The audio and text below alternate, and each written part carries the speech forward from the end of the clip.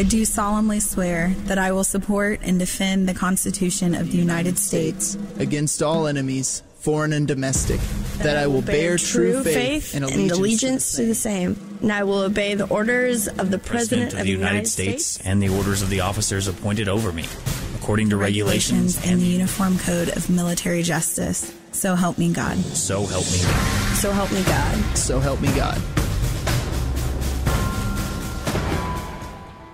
My name is Andrew O'Brien. I deployed to Iraq from 2008 to 2009. In 2010, I actually decided to take my own life due to PTSD. A South Austin veteran by the name of Andrew O'Brien is trying to stop the epidemic of suicides among active duty military and veterans. He has valuable perspective on this issue. He tried to kill himself while he was still in the Army. Now he's hoping his experience can make a difference. Andrew O'Brien works for a medical supply company. He served honorably in the Army, deployed to Iraq, was a gunner on convoys, and survived an IED attack. Now he's an author. His short book is a guide for families to support returning vets. My goal is to help the family because they're with him all the time. You know, that support group is who's with him. So I feel like if I can help them understand ways of, you know, helping him through it, it'd be a lot better because, you know, it's hard. As a soldier, you can't get those images out of your mind. Welcoming Your Soldier Home is a how-to guide.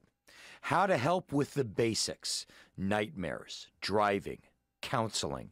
It was born of Andrew's own attempt to kill himself when he was stationed in Hawaii in 2010. I went home that day and I just decided I was done. I was tired of fighting. I was tired of putting up with this. It's like I went to war and came back just to go right back to war again, but in my mind. He overdosed on antidepressants and sleeping pills. He survived after having his stomach pumped.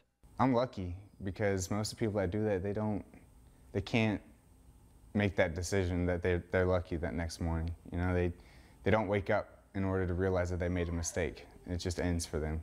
And so I'm very passionate about, I don't want to keep hearing these numbers go up. I want to do something to help lower it. And that's what the book is all about. He eventually wants to go full-time to travel around and speak to vets and groups about this issue. And his basic message: the families are key. The vet's wartime support group, the Battle Buddies, are somewhere else, so the vet is alone. And they've been trained that asking for help is a sign of weakness. So the family needs to be there. Don't try to understand, try to support. Because no matter what, you're not going to understand. The only one that's going to understand another veteran is a veteran, and that's okay. To make contact or learn more about Andrew, he has a website, mywishproject.org. The main way you can help is to not only make the veteran and soldier feel normal for the way they feel, but we need to get the word out. This isn't being spoken about or talked about enough. We have beat the history record for the most suicides out of any war we've ever been in. And so this needs to be stopped, and the biggest way to do is to talk about it, not make it a taboo, not make it something that is just numbers on a piece of paper. If we all work together, we can stop this and we can lower the suicide rate. And with my story and your support, I really think that we can do this. I was lucky enough to wake up and realize that I had made a mistake. There are 22 veterans and 1 soldier a day that don't get to do that. 681 combined a month take their own lives. Did you know that veterans and soldiers make up for 1% of the United States, but we make up for 20% of the suicides in the entire population of the United States? So what I do now is I go around and I talk about my suicide and what it was like in that moment and what I was thinking, and I speak to family members and I help them understand ways to better support their soldier. I help them get through certain situations. And my goal is to go and travel around the nation and speak to everybody and get my message out there that it's okay to feel the way that they feel and help them work through it along with their families, because their families are important. That is their support group. That is who we depend on as veterans. And I need your help to get the message out.